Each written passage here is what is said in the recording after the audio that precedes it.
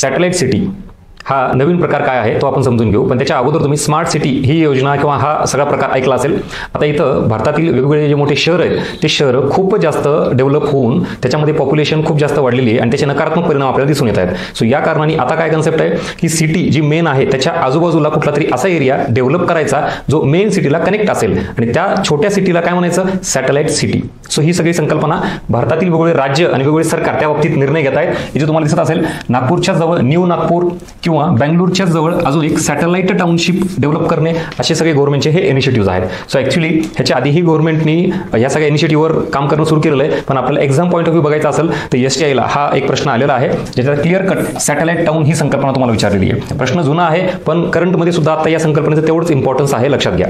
Concept अशी आहे ही पृथ्वी आहे आणि याच्या आजूबाजूला जो काही उपग्रह फिरतो त्याला आपण सॅटेलाइट असं म्हणतो. सो ही मेन सिटी असं आपण गृहीत धरूयात आणि या मेन सिटीच्या आजूबाजूला एखादं शहर डेव्हलप करणे तोही अर्बन एरियाच असतो पण यापेक्षा साईजनी छोटा असतो आणि मग त्याच आपण सिटीला काय म्हणायचं, सॅटेलाइट टाउन किंवा satellite city. Is that clear? ही त्या सॅटेलाइटच्या याच्यावरून कन्सेप्ट आहे.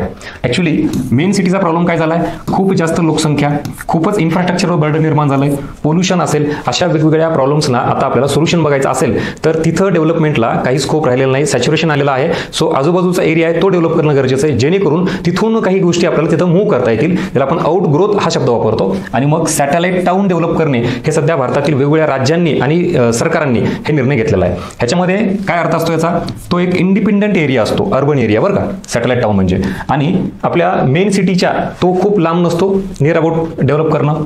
इकॉनॉमिकली असेल, सोशली असेल, तो कनेक्ट असतो कुठल्या, मेन सिटी सोबत. आणि याच सगळ्या बाबतीत एक्झाम्पल द्यायचं म्हणलं तर तुम्ही बघताय आपण नोएडा, गुरुग्राम हे नाव ऐकतो पण हे काय दिल्लीच्या आजूबाजूला सिच्युएटेड असलेले शहर आहेत, सिटी आहेत, टाउन आहेत, पण ह्याला काय म्हणायचं, सॅटेलाइट टाउन. आणि ही काय झाली, main city. Same Mumbai, Navi Mumbai. So Navi Mumbai is a satellite city. Pune, Pimpri Chinchwad. So main city आणि सॅटेलाइट सिटी या दोन्हीतला तुम्हाला डिफरन्स कळाला असेल. परीक्षेत आधीही प्रश्न आलेला आहे, करंटच्या अँगलनी तुम्हाला पुढे येऊ शकतो. Thank you so much.